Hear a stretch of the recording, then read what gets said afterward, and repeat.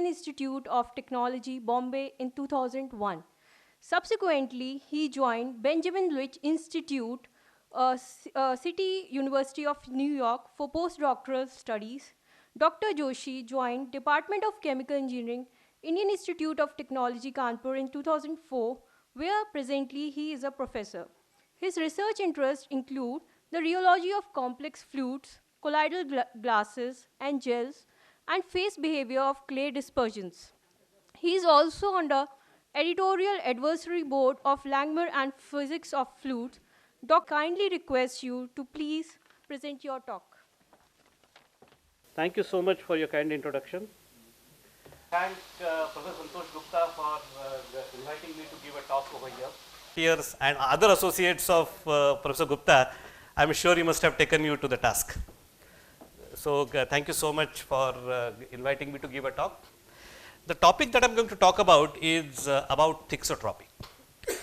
As such, this particular topic is about 100 years old, to be precise 97 years old, and a topic which is that old, it's kind of, one can imagine that huge amount of work has gone in understanding this particular field in various facets of it. However, lately there has been an overhaul as far as meaning of thixotropy again over last 5 years, and there have been kind of claims and counterclaims about what should constitute as thixotropic behavior. Particularly, is thixotropic purely viscous behavior, or even the hard solids such as, let us say, amorphous glasses or amorphous plastic also can be called as thixotropic. So the presentation that I am going to talk about today, I am going to touch upon a very small aspect of that, and that is, of course, what all regular, the typical kind of behaviors that we see.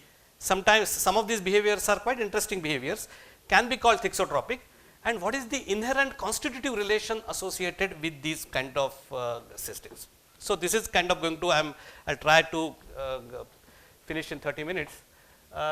Before kind of talking about thixotropy, let us talk about something which is much more familiar to chemical engineers, and that is yield stress fluids. Professor Gupta again has written a fantastic book for second year chemical engineers on fluid mechanics, and in the very first chapter, behind that chapter he has several problems, and this kind of problem is there, wherein a yield stress fluid is flown out of a tube, and he asks that how much time it will take and all these kinds of things. So it's a very common example that whenever we say yield stress fluid, we think of toothpaste, all right, or that is how we have been told. So if you take a lid of toothpaste out, and if you kind of take this carton and keep it upside down, then nothing comes out unless you press on it, and once a threshold stress is overcome, paste starts coming out, and we know this, all right. So this is a very typical example of yield stress fluids, and yield stress fluids are known to us for quite some time. We model them using a Bingham model, which essentially suggests that until a threshold stress is overcome, material will not flow. Of course, after it's overcome, material will flow, and below this particular stress, material behaves as an elastic solid, which means that it has infinite viscosity, and beyond that, viscosity essentially follows this particular relationship. This paper was published little over 100 years back, and we recently celebrated 100 years of this particular publication. So this is as far as yield stress is concerned. I'll come back to yield stress little later. Now let's go to thixotropy. Okay, let's go to thixotropy. So now there is a lot of confusion about real definition of thixotropy, because lately many definitions of thixotropy have been proposed. One of the definitions that I like is this, that material that demonstrates structural buildup under weak flow and structural breakdown under strong flow are called thixotropic materials. So let's just consider a system which is kind of evolving as a function of time. So as a function of time, under no flow conditions or weak flow conditions, a structure builds up. An important thing is that when you apply deformation field, the structure breaks down in principle in the opposite direction. If a material shows this kind of behavior, then we call this particular behavior as thixotropic material. All right. So what I am going to do is that those students over here who kind of don't know what the real materials are thixotropic, I am going to show you an example. So, for example, we use this particular clay called laponite clay. It is a disc like particle. It has around 25 to 30 nanometers of diameter. Its phase is negative, its edge is positive when dispersed in water, and as you put this laponite in water and stir it, eventually this edge and face form such kind of T shape of bond or something like this bonds, and what you get is a network structure within water whose TEM images are shown over here, and as a function of time buildup of structure occurs, and let us see how kind of this whole stuff works in this particular video. So, we take laponite over here. 3 weight percent is roughly 1 volume percent, which means that we take 1 volume percent of laponite and we add it in 99 volume percent of water. So, water is 99%. We add some salt to expedite this particular process. So, laponite has been added, and eventually the material becomes clear. It becomes as clear that you will not be able to make out whether it is a actual water or laponite has added into it. It is only 1 volume percent, keep that in mind. And after 8 hours, the structure built up is so significant that it supports its own weight. Alright, so you can see here now as a function of time, there is a structural build up over here, and then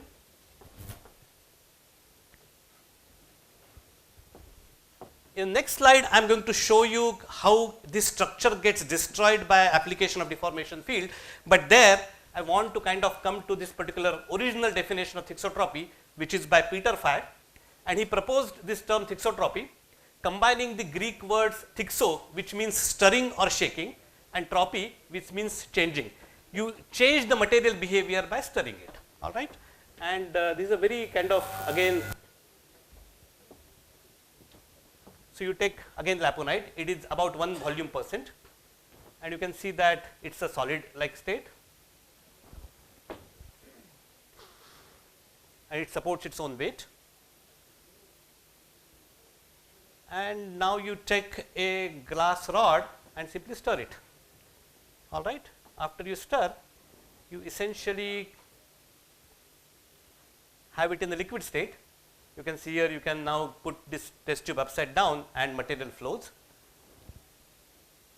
But under quiescent condition, if you keep it, then again the structure builds up and you have again a soft solid present over here. So, this is kind of a typical thixotropic behavior, all right. Now, let us try to understand thixotropic behavior from more rheological behavior point of view.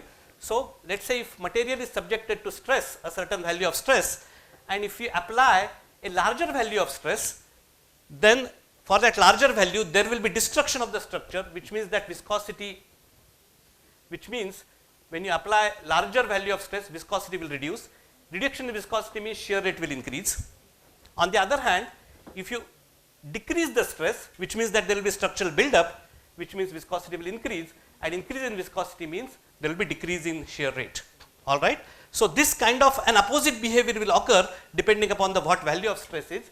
So, what we essentially do, we do this particular experiment wherein we apply very high stress and then we wait for certain time, let structure build up, and then we apply variety of stresses to this particular material.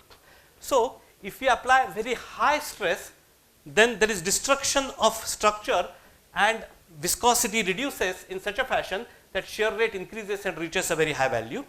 But if we decrease the stress, then there comes a stress where the application of stress does not prohibit building up of the structure and structure keeps on building up, which means that the resultant shear rate keeps on decreasing as a function of time and eventually it will go to 0. You can see that these values are already very small, while these values are already quite large, which means that there is a stress, here it is 7 Pascal for this laponite suspension, that above this stress there is a sudden increase in shear rate, while below this stress the shear rate essentially goes to 0, all right, which means that when subjected to this stress you will have a material flowing.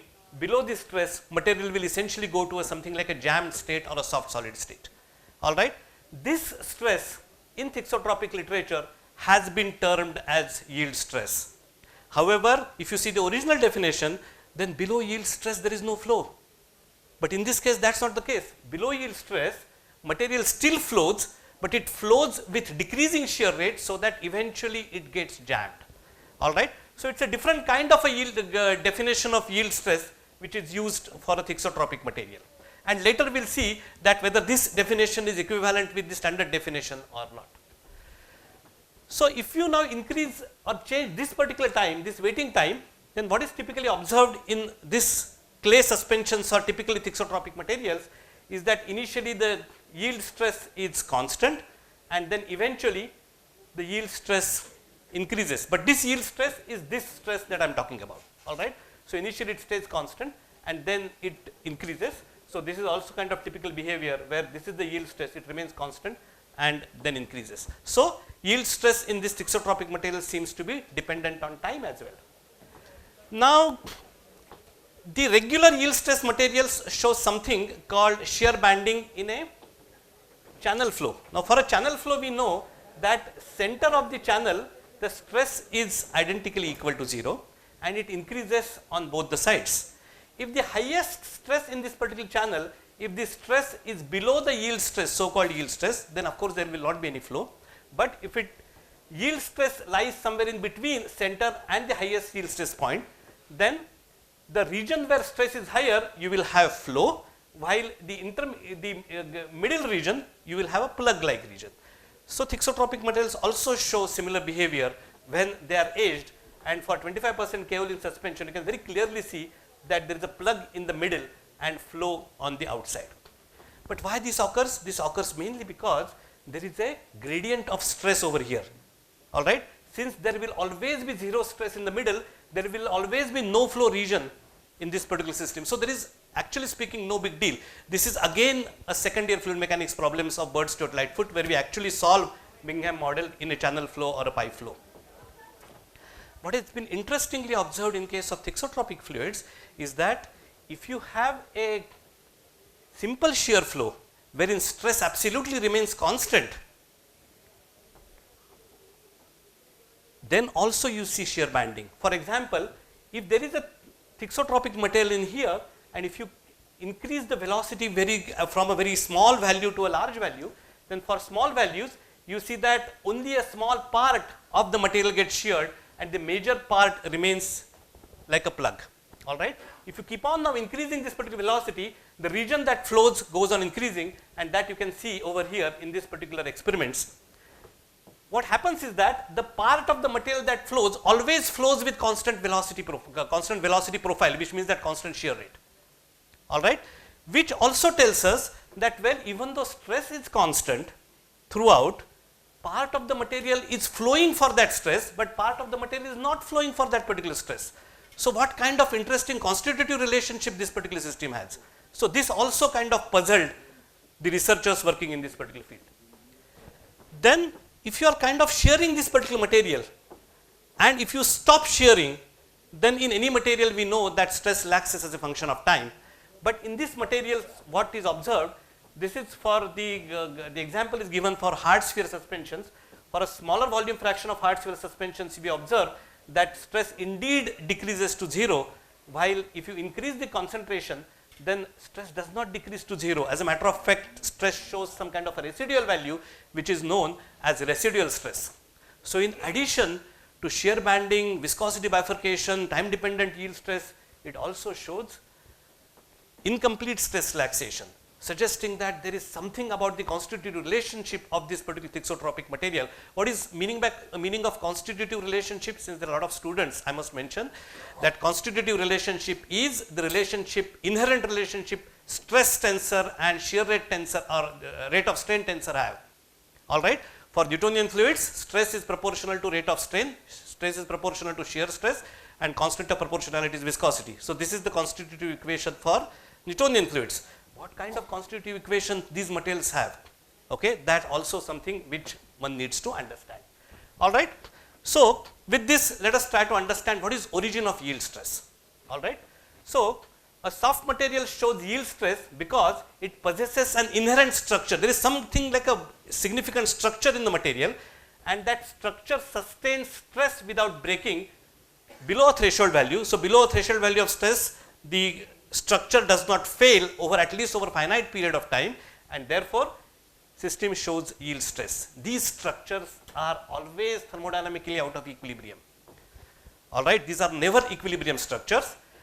Now there can be two types of non-equilibrium structures. One structure that is made up of something called athermal constituents, which means that any material has some kind of a thermal energy associated with it. But if material is, the constituents are too big, then thermal energy is not sufficient to cause a lot of movement, and because of that the structure essentially is dead. So it is out of equilibrium, but it is kind of arrested in out of equilibrium state. So we can call this as something like a quasi-equilibrium yield stress materials, and highly concentrated dispersions with non-Brownian particles typically show this type of behavior.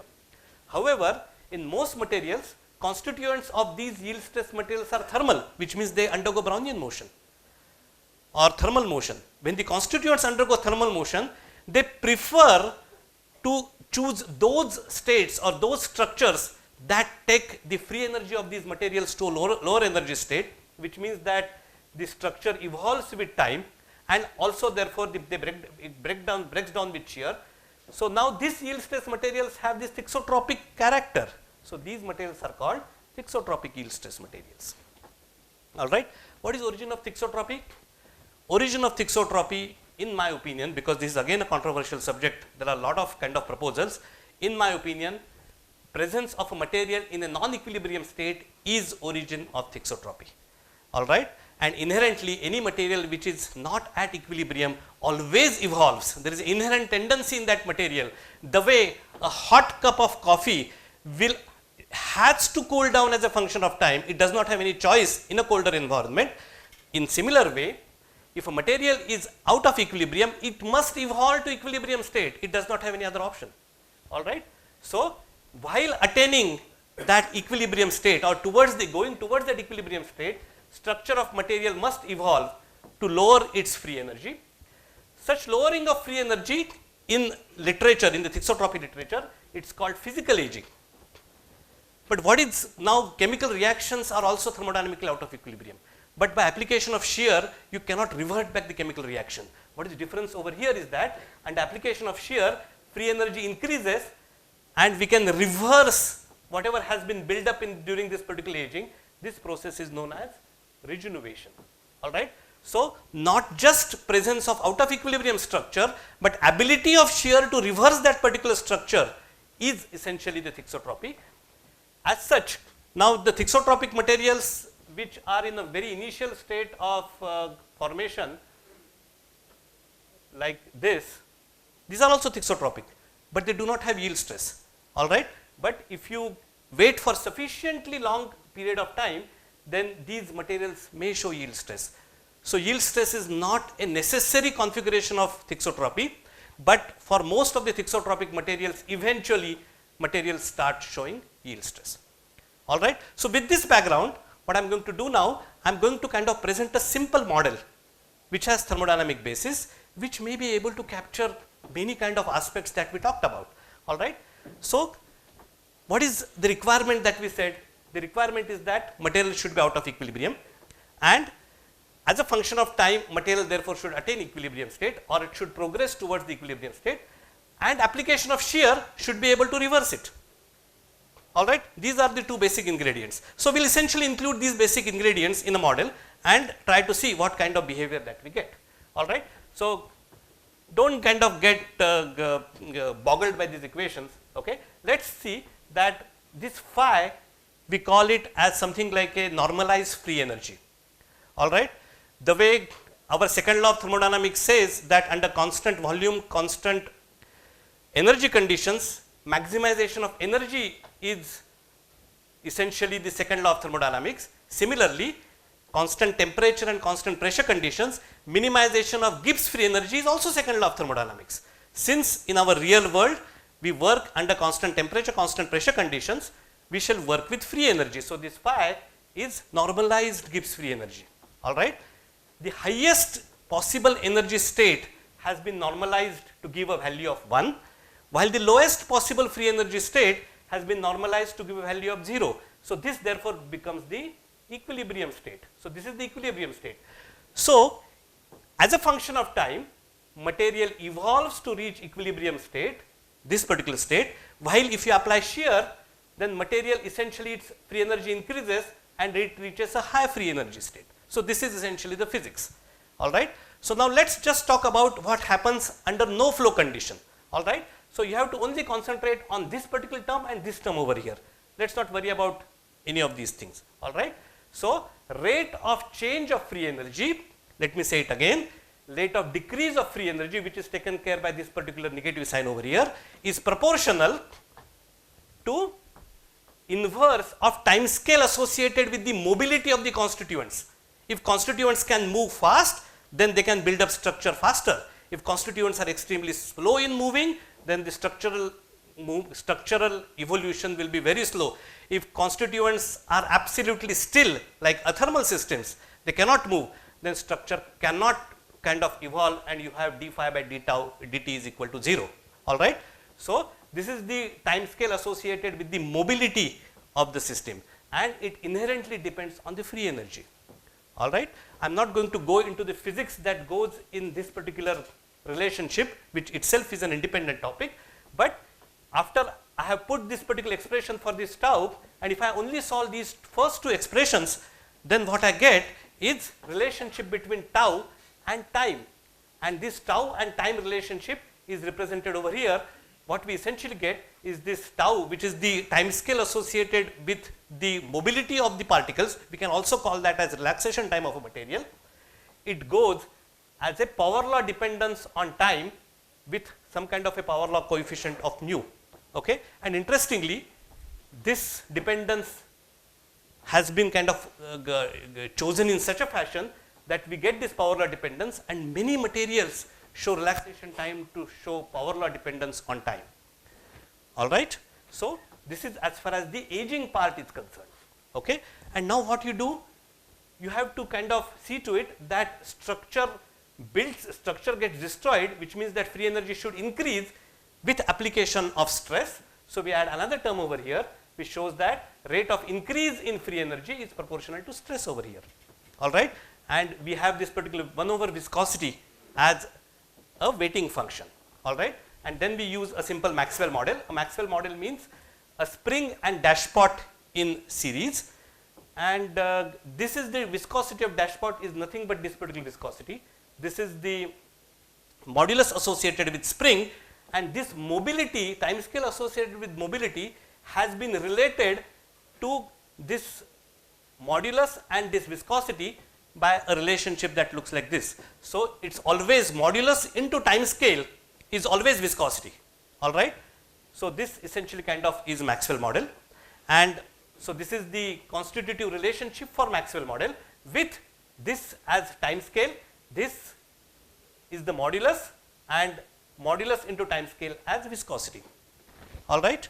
Now, typically modulus of any material has been looked upon as energy density, where this, so modulus of any material has been looked upon as energy density, means energy of constituents, the energy associated energy well in which the constituents have been trapped. So, that energy E divided by the length scale of that particular system, that gives us energy density, and this particular energy well height can also be related to time scale by something like a what you call as Arrhenius dependence.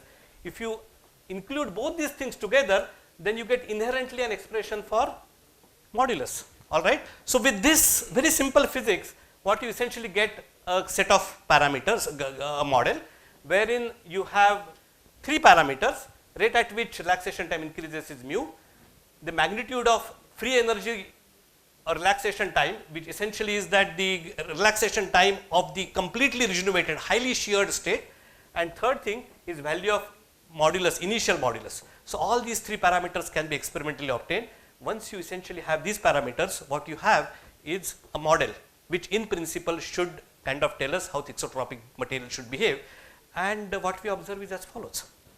When this mu is equal to 1, what we get is dependence of stress and shear rate, we get a monotonic relationship which has a plateau in the limit of very small shear rate, which means that system will show inherent yield stress for mu equal to 1, but for mu greater than 1, which means that when relaxation time evolves faster with time, you have something like a non-monotonic flow curve. And this non-monotonic flow curve is a very, very interesting kind of dependence between stress and shear rate, which leads to very diverse types of behaviors, which we shall see soon. All right. So, what essentially it shows is that when we use this particular expression, I am not again going into how this model is solved because of time, but this viscosity bifurcation, here it is shown in terms of shear rate, here it is shown in terms of shear rate, and here it is shown in terms of strain. So, you can very clearly see that here essentially strain eventually goes to a constant value, which means that shear rate will go to 0, while here strain is continuously increasing, which means that shear rate will either reach a constant value or keep on increasing. A model beautifully predicts what is called viscosity bifurcation in this particular system, and the stress at which that viscosity bifurcation occurs, if you measure that stress as a function of time, elapsed time, then what you get is constant value followed by increase in stress, the way it was observed in case of experiments. All right. So, this is model shows viscosity bifurcation, model shows time dependent yield stress, and we talked about stress relaxation, that the material is not able to relax to its 0 stress value eventually. So, we also observed this particular behavior. For mu greater than 1, when relaxation time evolves stronger than linear, stress is not able to relax, because relaxation time is that time over which stress relaxes. This simply means that I am, let us say, few feet away from a bus which I want to catch, but bus essentially kind of speeds up, I start running behind the bus, my velocity is lesser than the bus velocity, bus accelerates, I also accelerate, but acceleration of bus is faster than my acceleration, I will never be able to catch the bus. Similarly, if evolution of relaxation time is faster than linear, where relaxation time is that time over which stress relaxes, by the time time passes, the relaxation time has evolved to such a high value that no matter how long I stop, I will not be able to see the relaxation of stress. Similarly, the material shows something like residual stress in this particular model also. So, one model pretty much kind of showing up to residual stress particular behavior, and now how this model can show shear banding. So, this is the typical non-monotonic flow curve. Okay. So, all those students who are students of fluid mechanics must keep one thing in mind, that whenever the stress shear rate relationship has a negative slope, keep in mind that there is some kind of instability. You cannot have a stable steady state flow where stress and shear rate have an inverse relationship with respect to each other. So, if there is a bottom plate and if there is a top plate and this velocity divided by h is the shear rate, if this shear rate is in this region where stress and shear rate has a negative slope, if it is in this region, then a steady state flow profile is not possible. One can show that mathematically by carrying out linear stability analysis. What system does is, since this plate has to move, what system does is that the region next to this particular plate moves with the next available stable velocity, which is this. All right. So, as velocity goes on increasing, the flow region goes on increasing, and as when this V by H becomes equal to this value, the whole material starts flowing. So, this particular model beautifully predicts this behavior as well. And now the issue is that this is a drag flow, all right, and it shows shear banding in this particular region. What if we have a pressure flow? Pressure flow where shear rate has been kept in this particular region. Keep in mind that we will not be able to achieve a steady state velocity, steady state flow rate for a given pressure drop if it is a pressure flow. So, in order to study that, what we did is we made an in-house capillary rheometer, wherein this is essentially a capillary. This is an injection syringe. By moving this particular piston further, we can actually change the flow rate. All right, we can convert that flow rate into shear rate.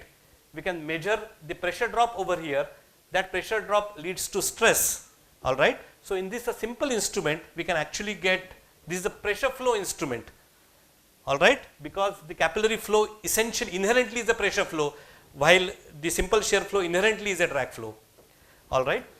we maintain shear rate in such a fashion that it is in this particular region, and keep in mind that the fundamental laws of fluid mechanics suggest that if there is a negative pressure, the negative stress shear rate relationship, there cannot be a steady shear flow. So, what we observe is that when the shear rate is above threshold, we get a steady flow, but when shear rate is below, we get pressure flow rate oscillations. All right. So, and this is a new result not yet published, but beautifully shows that how the constitutive equation that we developed explains all the features associated with this particular work. All right. I am going to make one statement which is some kind of a interesting statement, and then I will conclude, and that statement is, you can see here that pressure is oscillating and so is flow rate is also oscillating. As far as the experiment is concerned, we keep the piston speed absolutely constant. Now, if piston speed is constant and we monitor that very well, if there is a flow rate fluctuation at this particular end, which simply means that material must compress and decompress periodically in order to achieve this particular system. All right, which means that material must have finite compressibility. Material should be able to compress. All right, but this particular material has 99% water, and water is practically incompressible, which means that addition of this laponite is increasing compressibility of this material. All right. So, see how two things are happening. Compressibility is a thermodynamic property. Flow curve is not a thermodynamic property. Flow curve is a transport property. All right. Material behavior is adjusting itself in such a fashion that in order to match the transport property, it is also matching thermodynamic property. Both are going hand in hand. I am still trying to understand this particular behavior, but this is an interesting aspect that is coming out of this particular work. I shall not kind of, in interest of time, let me not kind of go through again the concluding remarks. Let me acknowledge Science and Engineering Research Board for financial support, and this is my group, out of which this guy and this gentleman, both of them kind of were responsible for carrying out various experiments done over here. Thank you so much for your attention. And Professor Yogesh Joshi.